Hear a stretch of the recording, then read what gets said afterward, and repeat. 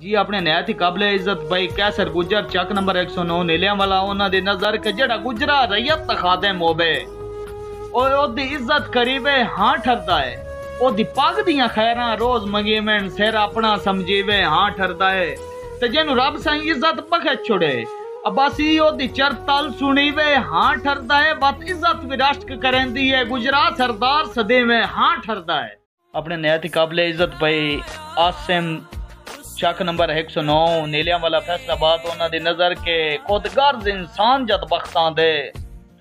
बहु ढेर पहाड़े पड़ बैंदन भुल बैंदन कस्सियां लगदियां नू फरदियां ते मोढे चढ़ बैंदन ते वफा लफ्ज मशहूर ही कुत्तियां लई अब्बासी जेड़े एक बारी कहीं दे घर बैंदन सारी जिंदगी भौंकदन साइयां लई भावें जणकी जणकी के मर बैंदन। जी जनाब अपने नहायत ही काबिल इज्जत भाई उस्मान जुगनी जिला फैसलाबाद उन्हां दी नजर के एवें हसदियां खेड़दियां जिंदगी दा हो खाली खाना पुर वंजना है ते जदां हशर दा कैम मैदान होना है उदां ओद पहाड़ भी पुर वंजना है ते बात असल नतीजा जहर होना है। ओ किसी थोड़ वंजना है किसी फोर वंजना है दुनिया काबिश फानी है तुम भी टोर वंजना है मैं भी टोर वंजना। बड़ा दिल आई मेरी मर्जी दा मेरे नैन जे रोमड़ रो वेंदे जिंद छुट वेंदी परेशानियां तू सुख सारे धोमने